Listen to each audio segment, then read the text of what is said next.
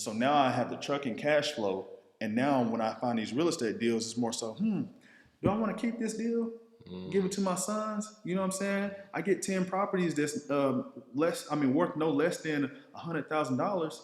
I'm worth $1 million. I get 20 properties, $2 million. But I can also collect on the cash flow up until that point that I do decide to sell it. Or if I ever don't decide to sell it, then my kids get it. That's my retirement plan right there. That's good. That's good. So many people are stuck in the place that they're in largely because of the fact that they're not around people that challenge them. And it's not that they don't know those people don't challenge them, it's that they're scared to be alone. I am going to make a personal commitment to execution over perfection. Right now, my company is making, over $200,000 a month. If you give me a piece of music, what am I going to play? And you put that same, piece of music or elements of music in the hands of Michael Jackson, what is that going to create? Little becomes much when you place it in the hands of the master.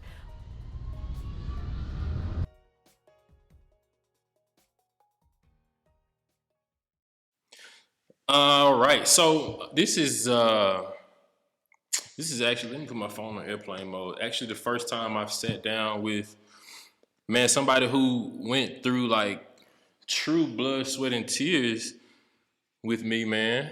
So I'm interested to know where this conversation will go, because I know because of your athletic background, especially everything that we went through as Tigers, like your mindset is different. Different. And so, man, I'm excited about this conversation. It's another episode of Believers Breathe, the podcast, where the aim is to help people embrace self-awareness, self-confidence, and self-worth. And today I got a Tiger with me. I'm gonna let you introduce yourself, man. Yeah, so I'm Tyler Lusk. Like you said, we grew up playing college ball together. It wasn't the easiest thing, but I would say it was the best thing for us. And it definitely changed my life and helped me grow as a man and get ready for the adulthood and in the real world. So anything you want to ask me, I'm an open book. So yeah. So let's my conversations are with entrepreneurs and leaders, and over the span of the last 10 years or so, as we've wrapped up with ball and all of those, what I know for me were childhood dreams of playing in the NFL have kind of come to a wrap. Like, we are navigating different spaces that we probably never really imagined that we would be traveling. And so I'm interested to know, like, growing up, did you have aspirations to play in the league? Was that like dream number one? Man, I think more so, and I've thought about that. I still think about it to this day. It was more so about the money. I can't say I really honestly loved football, but anything that provided opportunity, I tried my best just to be great at it in order to create an opportunity for my family. Yep. I never pictured that I would be this dude who would go to the league and stay in the league for, 10 plus years or something like that. But I felt like I would go get the money and then turn it into something else. But it was fun. And Friday Night Lights was fun, or Saturdays would be nice too. Sundays would have been even better. But yeah, man, it's just like the injury, and then like just the I was in and out of the hospital getting IVs due to dehydration and stuff like that. And it was just, it wasn't anything that I was doing. It was just like, I felt like it was something God told me. It was like, look, I'm gonna help you keep getting through this, but after college, it's over with for you, because like no matter how much water I drank, it just really just drained out of me. Bro, that's crazy, because like I sweat like crazy, and it's probably one other person that I know sweats to the degree that I do, and it's you. Bro, I remember the coaches told me, they said, man, you know how much it costs us to keep these paramedics on the sideline for you? IV after every camp.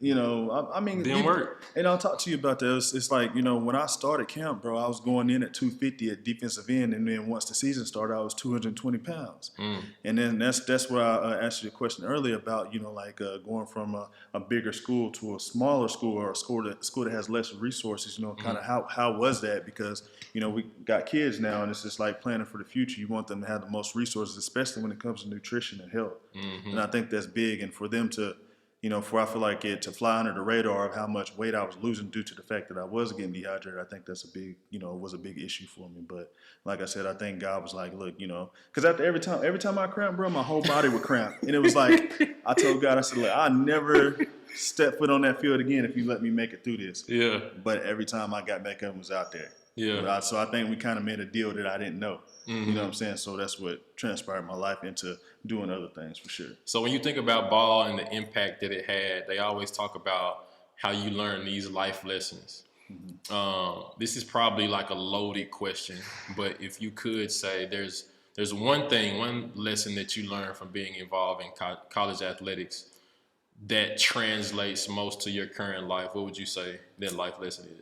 Absolutely. I would say that would be stay ready so you don't have to get ready.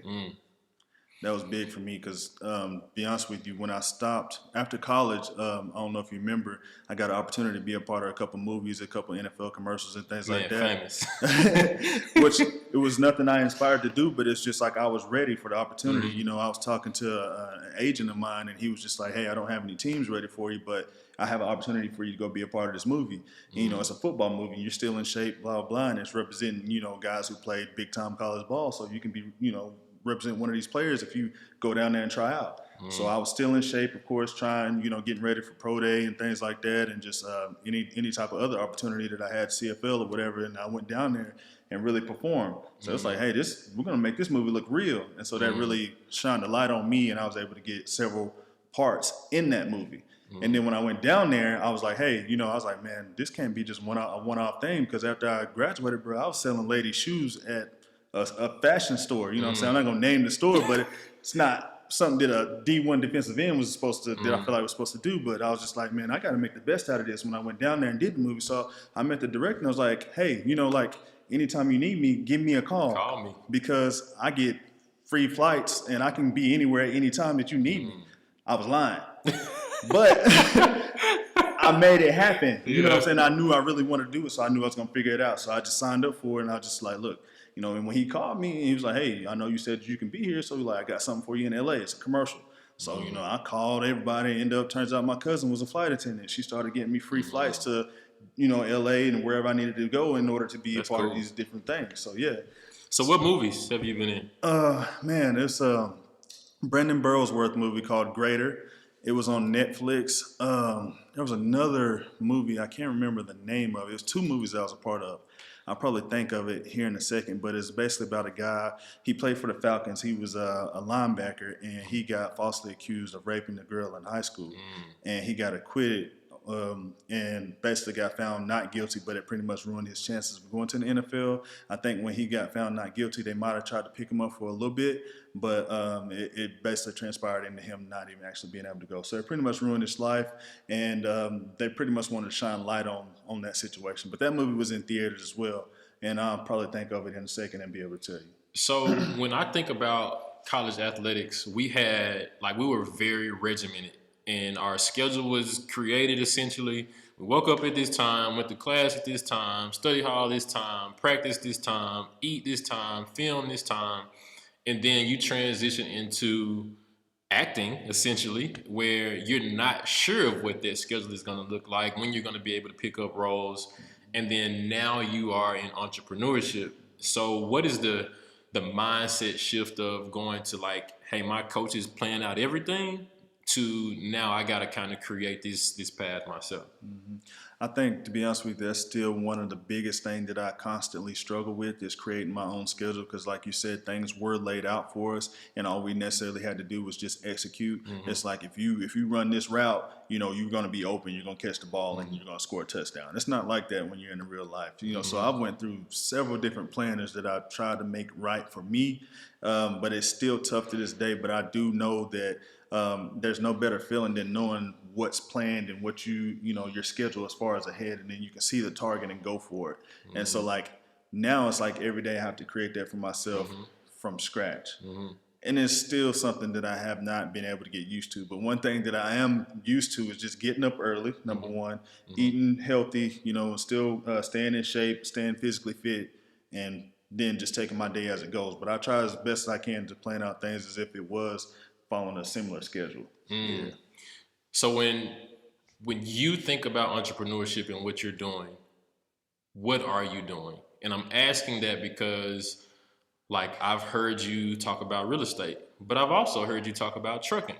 And so, what is your picture or your canvas of entrepreneurship like right now? Man, to be honest with you, I would say that I'm more so looking for love is what I would say. Because I'm doing so many things. And as I told you, it's like I'm just blessed with the ability to see something that if I know that it works and I've seen that it's been proven that it works, like I will follow that same blueprint, which is why I struggle now to this day to like do my own thing necessarily because I'm so used to someone saying, hey, this is the blueprint. You do this, you're going to make it. So I had somebody that I knew that was in trucking, followed that blueprint, I'm straight. Knew somebody that was in real estate, found the blueprint, I'm straight. But it's like I haven't really found something that I actually love and just wake up and just it didn't feel like work. Of course, I made more money in doing those different avenues and things like that, but it's just like I'm just not in love with it just yet, but I do really feel like my true passion and love is behind knowing that I don't have to wake up and go work for somebody else. I control my time. Now that I have kids, I know that for a fact that, if they need me to go to a parent-teacher conference in the future, that I will be able to go there and I wouldn't have to be this dad who has to say, hey, I'm sorry, I can't be there, I have to work. So I do know that that's my passion behind it and that's my love. But as far as finding a career that I actually love and, the entrepreneurship, I haven't really found that yet. But I would say that I'm doing well at all the things that I'm doing. When you say you're doing well, what do you mean? Doing well meaning that I don't have to go back to a 9 to 5, that I don't answer to nobody but God. Yeah. That's what I would say is doing well for me. And that's how I measure it, And so when you think about, I resonate with what you're saying. I think, and a lot of people think and have the mindset of, I want to be available. I want to be able to chart my own path. The problem usually comes when I have to line up these thought patterns to a practical way of income. And so when you think about income from real estate, income from trucking, what have you been able to accomplish that has put you in a position to where you don't have to go back to a 9 to 5? You've been able to be a full-time entrepreneur. So people that are watching this can say, if he's doing it, then it's possible. Gotcha. So real estate has been for me more so of like getting those huge lump sums of money to where you like, man, I can chill because after college, man, I think they was offering me like after even having a degree, it was offering me anywhere from $20,000 to $30,000 a year, knowing that I was making that each deal, that I closed was making that, if not similar, you know what I'm saying? And that was like that took me maybe like a few weeks at the most, sometimes not even that long. It's just so mind-blowing, bro. But the thing is with that is when it comes to real estate deals, it's like, after, when you get a lot of cash, you get cash quick, it goes fast. So it's more so like, dang, once you learn like, dang, that money's starting to deplete. Now I got to go out here and get another deal. And I still felt like I was behind the 8 ball because I still had to keep hustling. You know what I'm saying? And so that's when I transitioned from real estate mainly being my focus to transition into trucking, because I realized once I get a system and get the trucking in place, it's more so 5 trucks is a 7-figure business, and that's only managing 5 people. You get what I'm saying? So that's more so constant cash flow. As long as your trucks is running, you have enough trucks in order to keep money coming in when one truck's down necessarily. You know what I'm saying? So now my mindset, now that I have that going, my mindset is back into real estate, because now we're thinking longevity, but I don't have to think of it as is when I get this really great deal, I need to sell it to him or her in order to get this nest egg to hold me over into my next deal. So now I have the trucking cash flow, and now when I find these real estate deals, it's more so, do I want to keep this deal? Give it to my sons, you know what I'm saying? I get 10 properties that's worth no less than $100,000. I'm worth $1 million. I get 20 properties, $2 million. But I can also collect on the cash flow up until that point that I do decide to sell it. Or if I ever don't decide to sell it, then my kids get it. That's my retirement plan right there. That's good. So let's dive into real estate, and then we'll come back to trucking. Okay. And so when you talk about getting a deal, and I'm asking this because real estate goes in so many different ways now. For you, when you were coming out of the acting and football, and you say you got into real estate, what do you mean? Man, so with the acting and things like that, it was cool, but I was like, man, I still trying to get to the bag. You know what I'm saying? Like they were paying me really well, but it's just like it really wasn't what I needed in order. It was more so very consistent hustling and just living out of a suitcase. I got sick of that. So I came back home for a little while and I sat at my mom's table and I seen this guy, his name was Cody Spurber, and he had some things going and was teaching people how to do real estate with little to no money, and not actually having to own the real estate and actually not having to have a license. I was like, okay, so you can really do this and you don't have to go to school and you don't need this and you don't need that. You know, I'm all for it. So that's when I learned how to wholesale. So I learned how to wholesale, and that means, you know, when I was able to get a property under contract for less than what it's actually worth, flip it to somebody else, assign my position in that contract to somebody else that was going to buy it in my position, and then close on it, and I make that money in the middle, right? So seller wants one price, I get it under the contract for that price, and I sell it to an end buyer for a higher price, right? And so that higher price that I sold it to him, he actually pays me the difference from what the seller actually wanted at closing. And that's just flipping the paperwork. So mentally, all I was doing was pulling money really out of thin air based on the opportunity that I saw between two individuals. So you said that in a way, it's kind of like me saying, H0 Trey 60 Z short post. Wow, really? Dang, that sucks. Because I thought I was. No, I think for someone that has some level of familiarity, yes. Okay. But I think what I want to know and what people listening are going to want to know is, what do you mean that you can tell this one person, I'll give you this amount for it that's less than market value? Like, why are they giving it to you for less than market value? And then how are you able to take essentially money out of thin air and give it to someone else, if that makes sense? Gotcha. So the reason why they're willing to give you the property for a certain value is because a lot of the times we're dealing with these off-market properties that are distressed, meaning that they need work.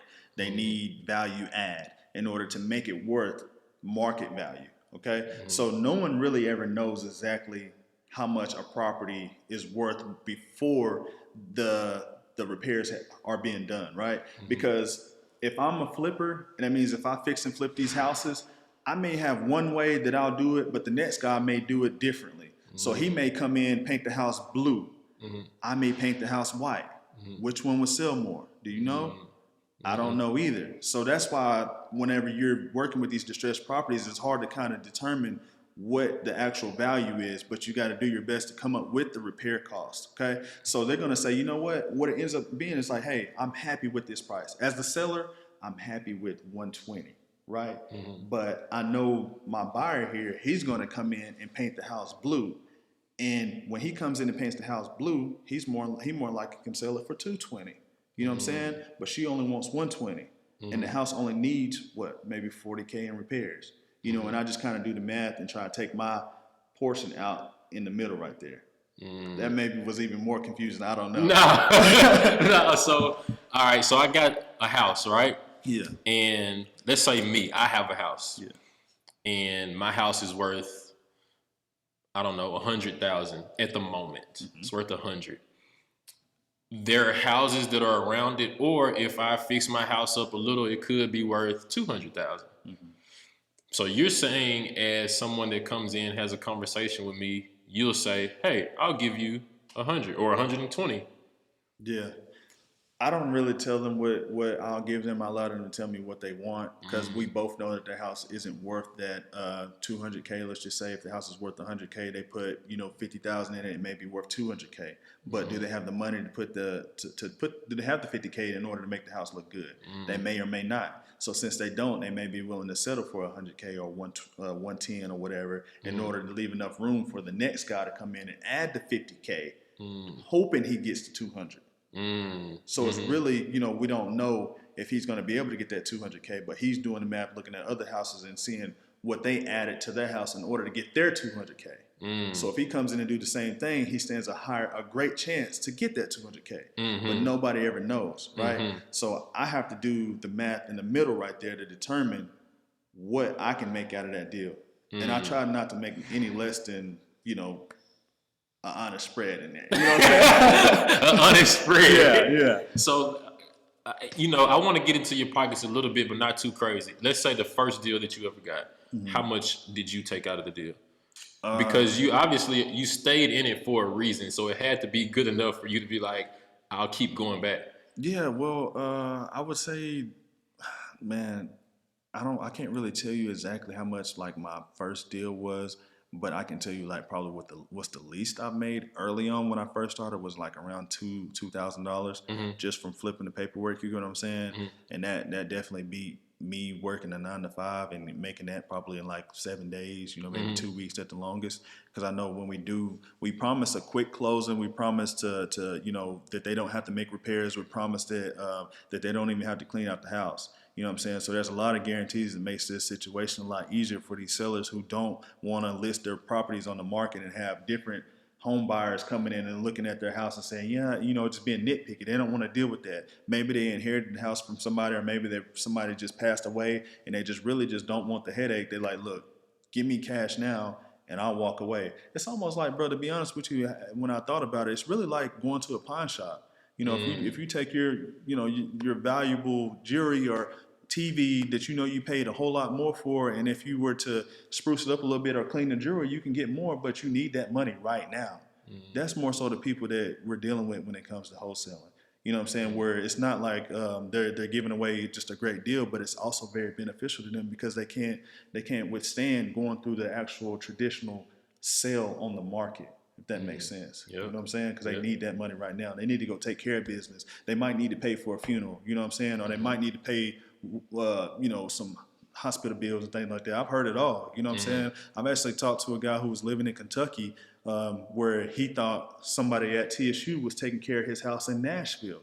They were supposed to be living in it. He gave it to them to live in it or whatever. Not gave it to them, but he allowed them to live in it while he was in Kentucky. But they actually abandoned the property and it was just getting beat up. A lot of people were running in it, homeless people staying in it and stuff like that. That's like, he can't come down here because he's working. He has a family in Kentucky. He can't come down here and fix that situation. So that's when somebody like me would step in, which causes a lot of work. You know what I'm saying? So it's not as easy as I may have made it seem, but also I probably made it seem a little complicated. But there's a lot of legwork that goes into the stuff that we do. So 2,000 being the least amount, what would you say is the largest? Man, the largest that I've made right now is on one deal is 75,000.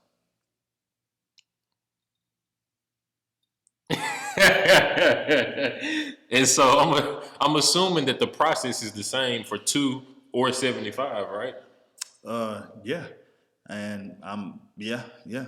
And to be honest with you, man, like that's how it happens, you know what I'm saying? And when you get so good and you get so knowledgeable to where, or you can get picky to where you don't have to settle for less than what you necessarily want, you know what I'm saying? In those cases. And to be honest with you, the bigger the problems are that you can solve, the more you can make. And that's when life into anything, right? But like I was telling you about the guy who lived in Kentucky who couldn't get down here. His wife had just passed, blah, blah, blah. You know what I'm saying? And he was taking care of probate, which is, the process of when somebody dies and you inherit their property. He taking care of all that. And then he got to fly down to Nashville or drive down to Nashville. He's not trying to deal with that. He needs as much help as he can get.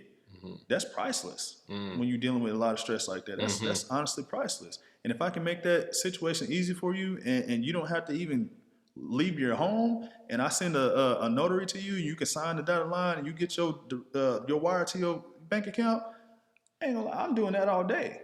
Like if I don't have the time, bro, like especially if you can imagine these celebrities, bro, who abandon all their stuff because they don't have the time. You know what I'm saying? They want somebody to take care of that for them. That's why they give away a lot of their proceeds that they make, even when they famous. They're agents, right? They're not trying to negotiate their contracts, so an agent gets a lot of the portion of their agreement sometimes. You know what I'm saying?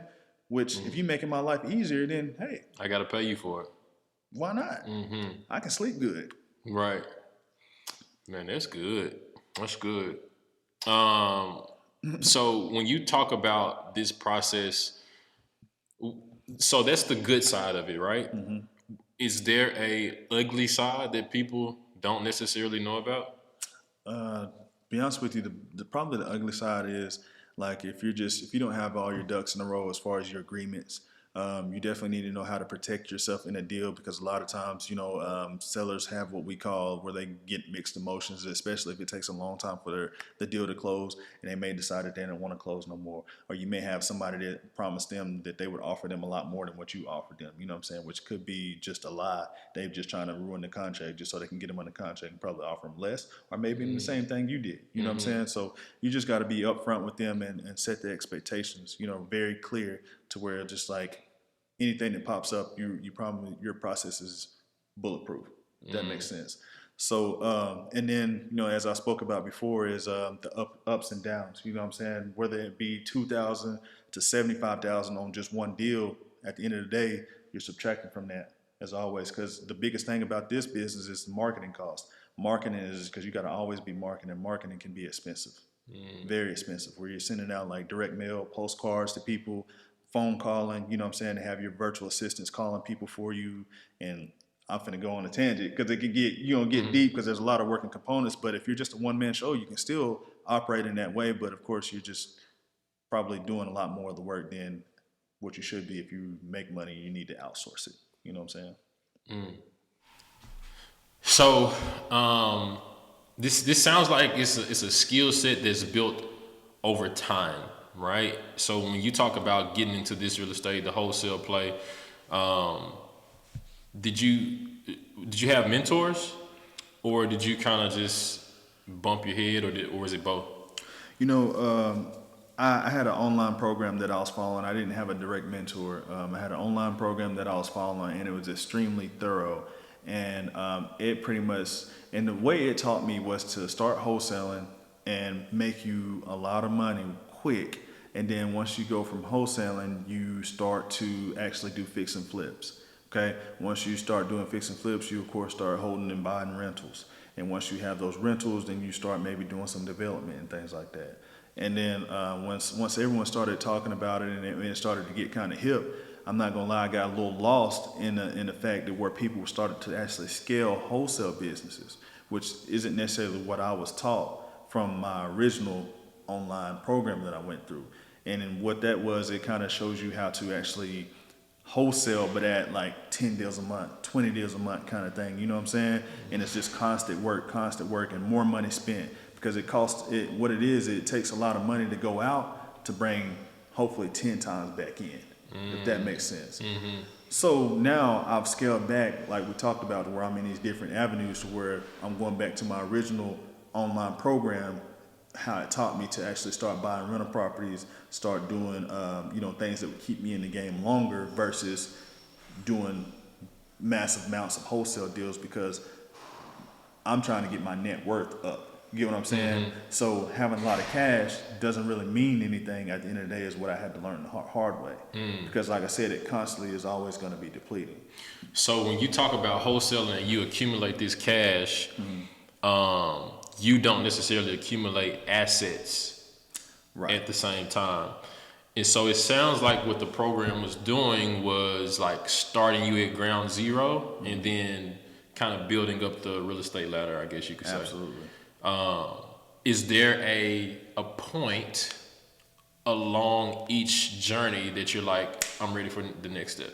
Or is there a formula to say, all right, you got this many wholesale deals, so you need to be looking to fix and flip, or you got this much nest egg cash, you need to be looking to fix and flip? Yeah, I definitely think that you probably could sell wholesale depending on your spread. I would say you could wholesale maybe 2 or 3 deals, get you like 20 to 30 grand, maybe 50 grand or whatever, in order to start leveraging that money for repairs while you borrow someone else's money to actually take down a property, which that's a whole different story and whatnot. But you don't need really a lot of money to start flipping. You do need some money to put in for repairs though. You know what I'm saying? So, cause you can always, cause like with wholesaling, what you're doing is you're learning how to find a great deal at a deep, deep discount. Anybody will lend on that if they understand simple math. You know what I'm saying? Yep. Because the reason why they're going to lend on it, because they understand how deeply discounted you got it. They understand if you were to just fall on your face and not be here tomorrow, they inherit that property that's worth way more than what you have it under contract for. You get what I'm So saying? when you say they, are you speaking of like banks? Or like Lender, hard money lenders or okay, whatever. which is people, right? Yeah, it could be Okay. you. You know, you could want to lend on a deal that I have, and you say, hey, all right, obviously this house doesn't really need much work, and you got it under contract for what, 30 grand? And right now it's worth as is 90 without you doing anything to it. Yeah, you're right. So, but guess what I'm gonna do? I'm gonna go in here. I'm gonna add 30 more grand to it, and even though it's worth 90 right now, I'm gonna make it worth 130. Get what I'm saying? So. That's like a no-brainer for somebody to lend on if they understand simple math and know a little bit about real estate. You can, look on Zillow and kind of just tell kind of stuff like that. So if I'm a hard money lender, you get a deal, bring it to me. Using the same math, the house is worth 90, you get it for 30. What money am I giving you? Am I giving you money for repairs? No, you're actually gonna. It could work out like that where you can give me money for repairs, but typically you're giving me money to close on the house, right? So if I need 30 grand to close on the house, then you're gonna give me 30 grand, and you're gonna put up that 30 grand, and you're gonna take first position as far as the lien holder, like the first owner of that house. Don't quote me. Then what? Then what happens? So then you close on the house, and I actually start the repairs. And I start the repairs, I fix it up like I said I was going to do, and then I put it back on the market. And once I put it back on the market, I actually get the value that I said I was going to get. I pay you off, and I keep the rest. I like the way you're talking right now. I hope so, because I know I made it a little complicated earlier to start. And so when you talk about moving from wholesaling to fix and flip, what is changing in the process? You're taking on more of the responsibility in the process, and of course, more money is being at stake, which means you're just taking on bigger risks. But with the knowledge that in the as deep as you're getting these discounted properties, because that's what you know how to do as a wholesaler. You know how to find these off-market properties with great opportunity. It's very hard for you to fail if you're a true wholesaler and you started from from nothing. Get what I'm saying? So it's. When I say you're taking on more risks, but you stand the potential to make way more money, at worst case scenario, you probably make your original wholesale fee that you was going to make, you know what I'm saying? Whether that be 10, 20 grand, 75 grand, you know what I'm saying? So like me, I probably would take on a flip if it's going to triple my money, So in the wholesale process, you're finding the discounted rate, and then you're finding someone that wants to buy the property with the potential to sell it at a higher rate. When you're fixing and flipping, like where is the end of the journey for you at that point? So you're not are you still finding the end buyer? No. Well, you're finding the end buyer, but the end buyer is going to be a traditional home buyer. They're buying it to maybe live in it or hold it for a rental for several years. So in the wholesale process, what I'm doing is I'm actually assigning my position to a flipper who's going to come in and flip the property in place of me. And they're going to flip it to somebody else who wants it to like live in it or something. Yeah. And then when you become the fixer and flipper, you like X that person. X that person out. I make what I was going to make originally and what the flipper was going to make. That comes together. That's good. That's good. So, okay. You're asking in a great way to help me explain it more simply. I appreciate it. And so you go from wholesaling, then you go to fix and flip. So when you go to fix and flip, are you now putting in the repair cost? You can, yes. Or you can have that wrapped into the hard money as well, just depending on who you're working with and if they trust you. And so you fix and flip, you list, or somebody lists the house to put it on the market to sell it to a traditional buyer. And then what's the next step? So wholesaling and fix and flip? Well, let's just say they're going to sell it the traditional way, which is on market, which is where you can typically make more money, or someone's willing to put more money into it because they plan on It's like market value. Yeah. They plan or on closer to market absolutely, value. Okay. They plan on keeping the property. So, but like I said, how I was taught, and I wish I would have followed this like directly, but I started seeing shiny objects of like, why not keep wholesaling and wholesale 100 deals a month instead of just doing 6? You know what I'm saying? Yeah. It's like, all right, bet, let's stack. But like, bro, that's quick money, going fast, going away quick. So now I'm playing the long game. But wholesale, then you turn into the flipper, then you turn into the buyer. You know what I'm saying? And then maybe turn into What is the buyer? The buyer, you know, where you're buying and holding, you know, rental properties necessarily. So like you're in the long term. Yeah. So wholesaler, I'm flipping the paperwork, making my quick money in the middle. Getting out. Getting out. Flipper, I'm cutting out the. If I turn into the flipper, that means I'm once was a wholesaler. Now I don't need anybody to buy it in my place to add value to make more money. I'm putting up my own money to add value and make more money. So I'm still getting quick money, but I don't have any assets. You know what I'm saying? So from there, once you stack up a lot of cash from there, what you can transition into is now that I'm the wholesaler, you know, I have wholesale knowledge. I find a great deal, I add value to it, and then I actually keep the property in my portfolio to where I can cash flow on it for however long I decide to and sell it off 10, 20 years from now. And now I get the big nest egg. You get what I'm saying? Like I talked to you about earlier, it's just like I said, in this market, even though things can go up and down, like there's some very good spots out here to where you know you're gonna get no less than 100,000 per house. You get what I'm saying? So if I let a renter pay off that house for me, bro, years later I can sell it and get all that, you know, money in my pocket or give it to my kids. And so when you talk about like holding the property, are there multiple options with holding the property? I know a lot of people are doing Airbnb. Then I know there are people that have long-term tenants. Do you do both? Do you suggest both? You know, I definitely think it depends on the market. Like Nashville is what we call for Airbnb a red market, to where they have so many rules and regulations against Airbnb to where it's kind of hard to find properties that work. But there are a lot of people that are successful at it still. You know, you just got to find it. So Nashville is still a great market for Airbnb, but let's just say you come down here to Rutherford County, Murfreesboro, which is what we call a green market, where they don't have any rules or regulations against Airbnb, and you can just turn any property into it necessarily as long as maybe you own it or you work that out with the person who does own it. You know what I'm saying? So, but I think it's definitely market specific, whether you turn it into an Airbnb or short-term rental, whatever you want to call it, versus renting the property out. But I would say, from my experience in any market, if you turn it into Airbnb, you stand a chance of making way more money than you would if you rented it. Really? It's less wear and tear on your property too. So is there a reason that certain cities or certain areas have more red tape? Yeah, just due to, you know, especially like somewhere like Nashville where there's a lot of travelers there and, you know, people actually live there still as well. So you might have an Airbnb right next door to my granny or something who been there 30 years, and then you got an Airbnb where it's always popping, that door stays swinging, and you know you got different personalities coming in and out of there. It's stressing my granny out. You get what I'm saying? And she's starting to complain to the councilmen and stuff like that, and it's just becoming a headache.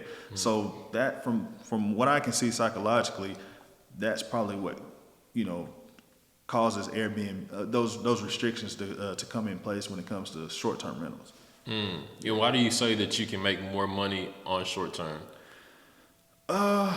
For one, it saves you a lot more money because you have people that are staying in your units for a lot short, you know, a less of a time span. So they're staying in there for like maybe a week at a time, maybe 2 or 3 days at a time, and then you're bringing in professional cleaners behind them to clean up, wipe down, and just refresh and paint the place up every single time. Versus somebody staying in your unit or your property for what, 12 years, you know, maybe a year or two, whatever, and there's a lot of wear and tear that goes on there.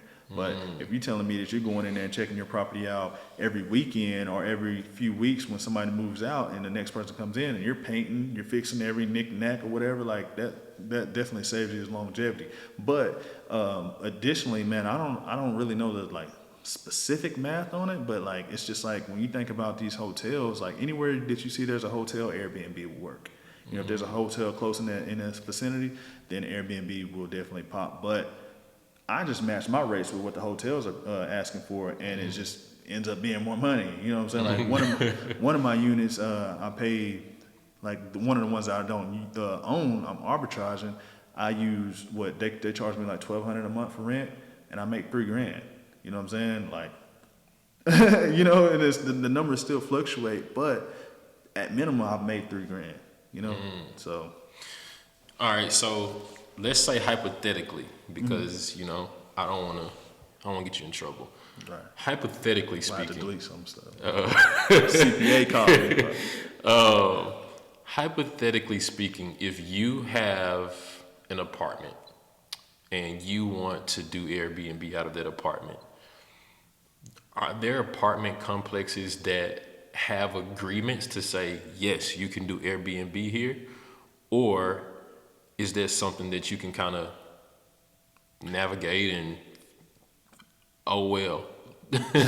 Well, you know, definitely I think there's some places that will allow you, and then there's some places that don't. I definitely say be upfront and ask them, and if they allow you to, then do it, because at the end of the day, you're still putting up money, furnishing the place, making it look pretty, and you're investing in that place to you know, try to make a business out of it. And I would hate for anyone to get into a situation where they are, or they have started one, and then they get kicked out and they get sued and stuff like that. It's just not.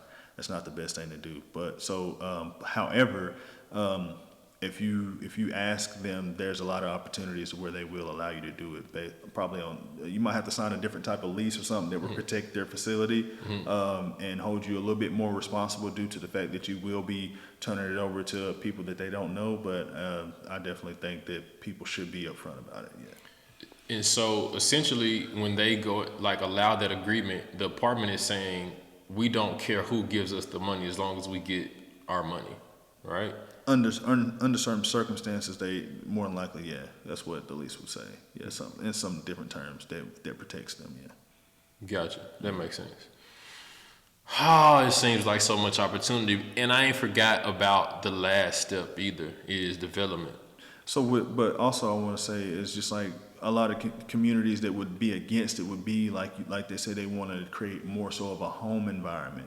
But let's just say you're in like a college area to where younger people, they probably won't care who's next door to them or whatever. But if they're trying to create more so of a home environment where they, you know, like They want it quiet. yeah, and they want to keep a steady environment, because you got people coming in and out that you know what I'm saying. So business can be like yeah.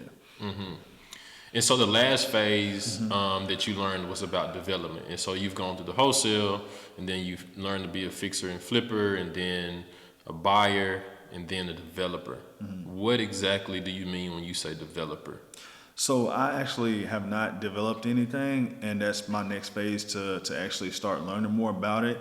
But when you talk about development opportunities, it's more so still where you can use that wholesale mindset of finding the land or the dirt where the opportunity is, and just start from there and scale that on up. So still at the end of the day, with the knowledge that I know on how to find opportunity at a very deep discount, it's just gonna allow me to, you know, explode out into the industry of development. You get what I'm saying? Because I'm still starting from the ground of dealing with the actual owner of the property. The dirt. Yeah, the dirt, you know what I'm saying? Or yeah, the owner of the dirt, instead of going to the wholesaler or going to the realtor who's gonna want a fee. I'm not against that, but I just know too much. You know what I'm saying? So with the knowledge that I know, I'm channeling my marketing and looking for what zoning is this land for. You know, has there ever been any water, electricity ran to it? You know what I'm saying? So I know what questions to ask them, and then we're able to talk about exact price from me to you. Because you know, at the end of the day, once you take a situation through several people, who knows what you're gonna get at the end of the day? You know what I'm saying? Or how much you're paying for it. But when I know how to get direct to seller, the sky's the limit. So that's why I'm interested in going into developing. Yeah. Is there a tension between investors like yourself and realtors? Yeah, it's definitely a high tension in between investors or wholesalers and realtors, and that just comes from a lack of education, because realtors realtors or even wholesalers have to understand of how you guys can work together, because at the end of the day, as a wholesaler, man, you're talking to so many people a day. And if you can imagine what I'm explaining to you, don't get me wrong, you're finding that needle in the haystack to make that nest egg that you're looking to make. And a lot of those times you're going to hear no. They're going to say, I'm ready to sell it, but I'm not willing to sell it for that low of a price. And then what I've turned around and say, hey, well, you know, I understand that you and I can't get a deal, but, you know, could I refer you to my realtor that can get you that price that you actually want? And then guess what? I'm calling whoever's educated enough to understand the opportunity there in order for them to pass me deals too, to where, hey, Tyler, I got a person who wanted to list their property, but it needs a little bit more work, and they're not willing to pay to put the work in, you know what I'm saying, or afford to come out of pocket to fix this house up. So we need to sell it off market. Do you have somebody, or can you buy it? Like, and it's never their fault. Like I said, it's just a lack of education in that I've opportunity. never thought about that. Yeah. It could really be a symbiotic relationship where both of y'all get money. And in all phases. It's just, are you open to understanding that instead of just coming out as a, you know, with a negative mindset behind it? It's like anything that I do now, it's like, where's the value here? How can I create value? You know what I'm saying? So, yeah. Now, it seems like you're doing well with real estate. And so we're in a space now, and I'm guilty of this myself. Like, my mind is always on the move. I'm a creative person. And so it's hard for me to stay focused. With you being successful and having some success in real estate, why venture into trucking? Gotcha. So to be honest with you, I had man, my wife, she was working for a trucking company, and she was handling a lot of their logistics and things like that, and she was pretty much running the company, doing an awesome job, and just finding like little spots in the areas where they were actually having trouble, and she was like, hey, you know, you guys see what's going on here. She would bring it to their attention, and, you know, they would be so grateful, and they would fix it and things like that. But unfortunately, she got laid off due to COVID. When COVID happened, everybody got laid off, and I was just like, man, you know what, you were doing an excellent job, you know, when you were with them. Let's just do our own thing. Like, you know enough, you know. And then Rogers actually, you know, Roger Gaines, he actually had bought a program to where he was studying and getting into the industry as well, and he was able to actually pass the knowledge on to us to help us get started. And we had some other friends as well that grew up with us, Dominique, and we all came together and we just worked together to build what we actually have. And to be honest with you, Rogers and Dominique are the ones who allowed us to buy our truck and put it on with them in order to get our DOT number seasoned and stuff like that, in order to actually be able to go to the point we're at now. Roger. Relationships. Yeah. Roger, if you can hear this, I'm trying to get you on the podcast, bro. You know he don't like talking. He don't. Yeah, he's really low. He might be mad at me saying that right there. Yeah. So when you talk about trucking, are you speaking of 18-wheelers? Yes, sir. And so right now, you got one truck? I got one. About to get another truck this week. So this week? Yeah. Well, it's supposed to be in today, but they're waiting for the check to come to the dealership, so it's probably gonna be tomorrow. We tried to overnight it, but you know, yesterday was a holiday. So yeah, but in the immediate future, we're looking to scale to 5, because as I mentioned, from what I've heard and from what I can see numbers wise, you get 5 trucks, you run in a 7-figure business. Hey.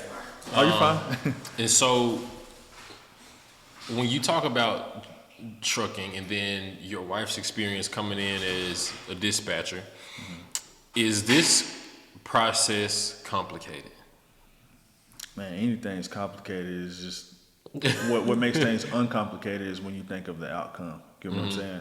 I mean, I really don't know if I believe too much in complications anymore after all I've been through. It's more so just like, are you willing to sit down and figure out what the process is? Are you willing to put your mind through that to learn something new? You know what I'm saying? I mean, you know, you one of the most intelligent guys that I know, 4.0 what plus, you know what I'm saying? So you know you're used to learning new things and mastering it and being great when it comes to education. So that's really what it's all about. It's just like you talked about earlier. I think you asked me a little bit about focus, man. It's just about, will you calm your mind? So it's more so less about being the smartest person in the world. Things being complicated. The only thing that's complicated is when you're trying to take on too much.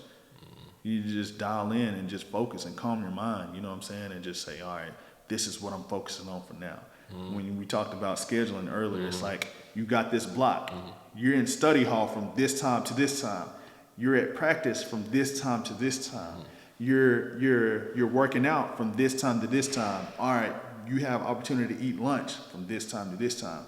So now with me being in control of my schedule, like I talked about, I try to work those blocks into my real life now that I'm in control of myself. You know, I try to follow that same blueprint.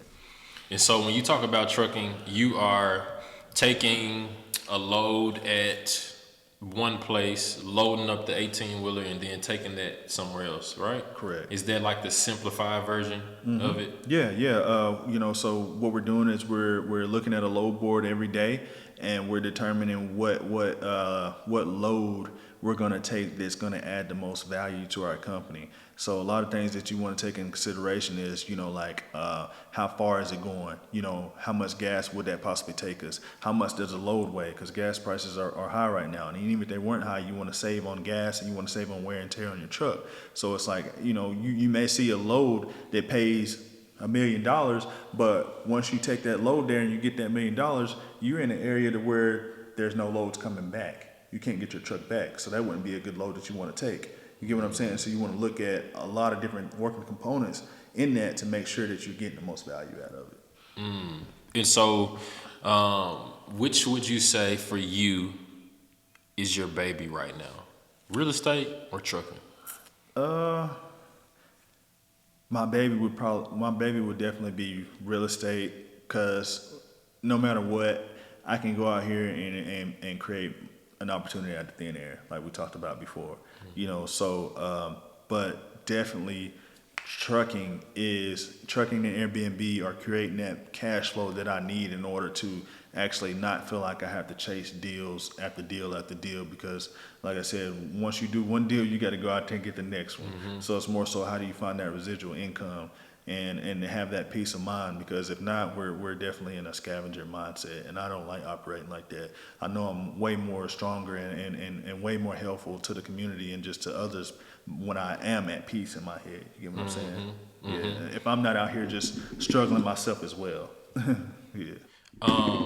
And so before we wrap up, I do want to like give people some practical steps to being able to create a future and a life that they want. And so again, I think a lot of people can kind of wrap their mind around the idea that I want to be in control of my time. I want to be able to leverage opportunities for my kids and my family.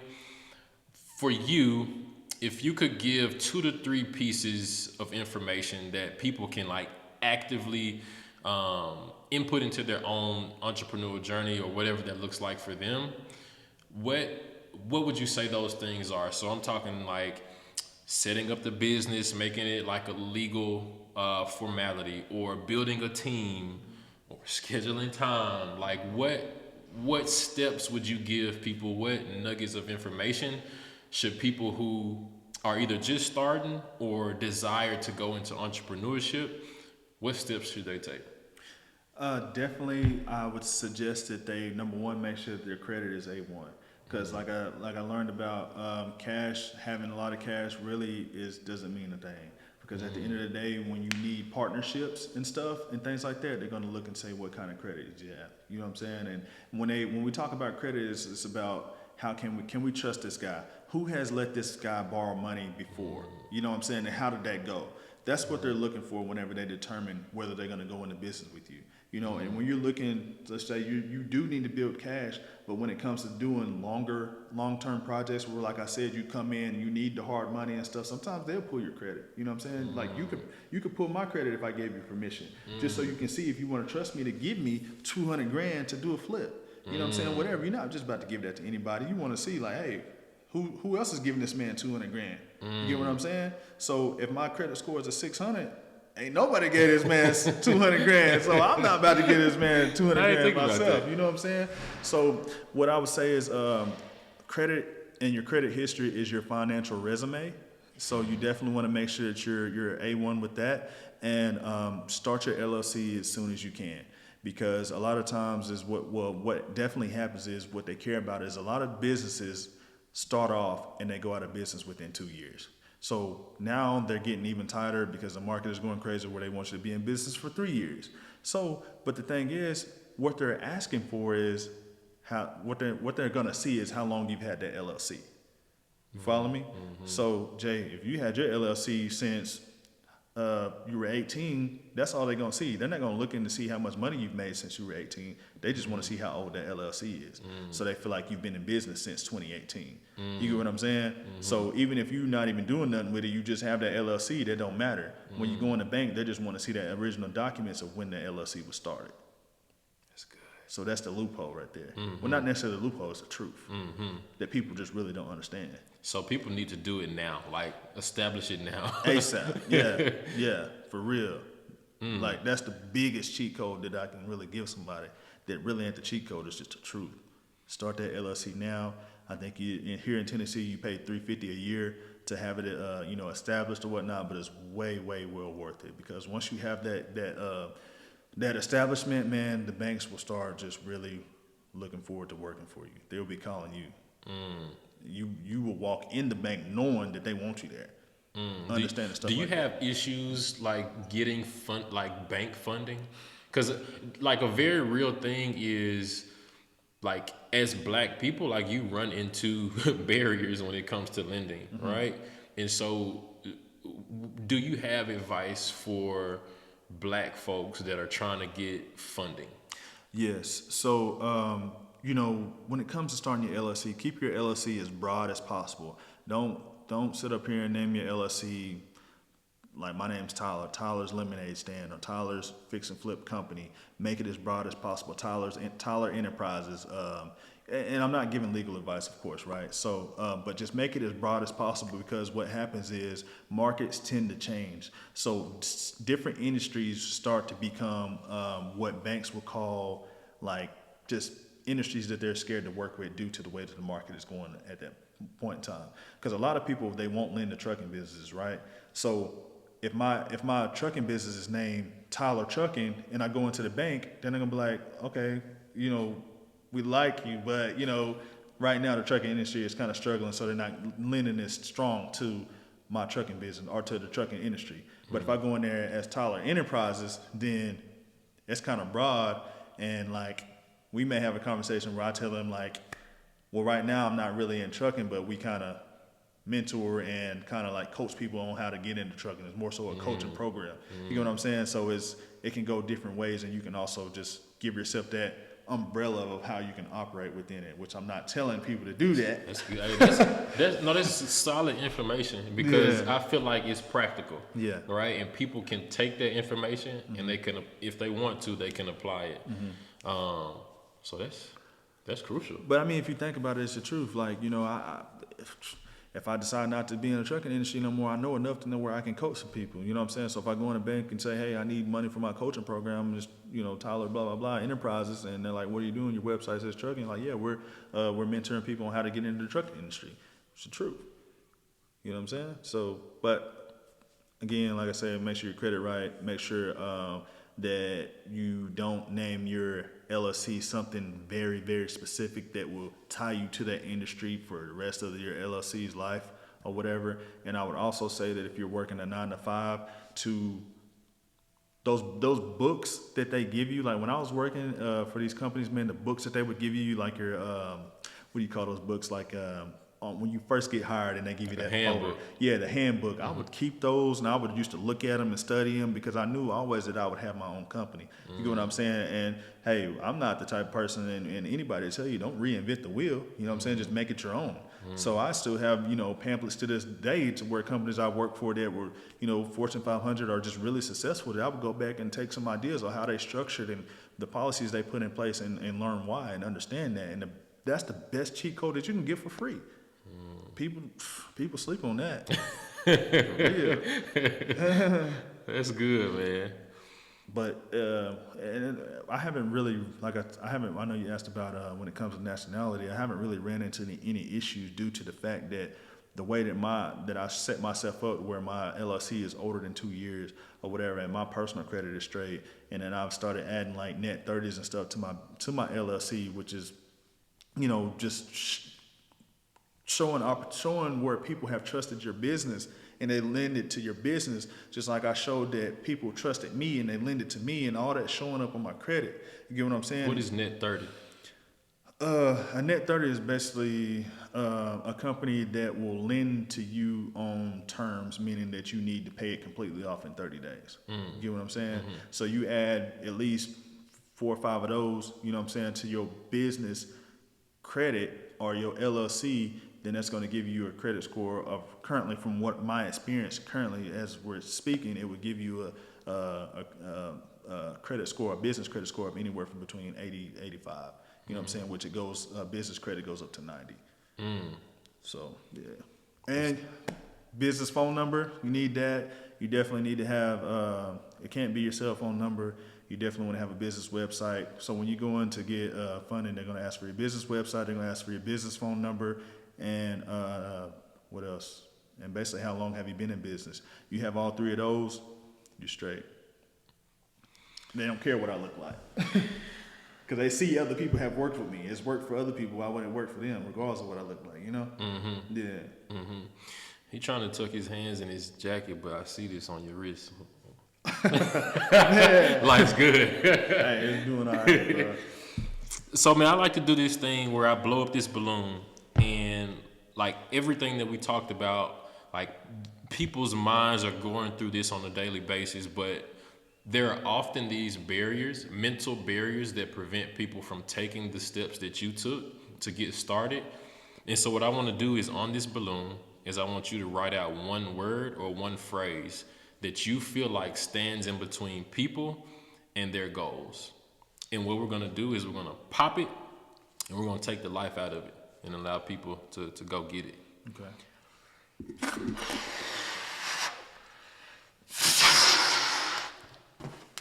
So it's a word that I think that they need? It's a word that you feel like stands in between people and, you know, and them taking the next step. Okay. Some type of barrier, mental, whatever it is that you feel.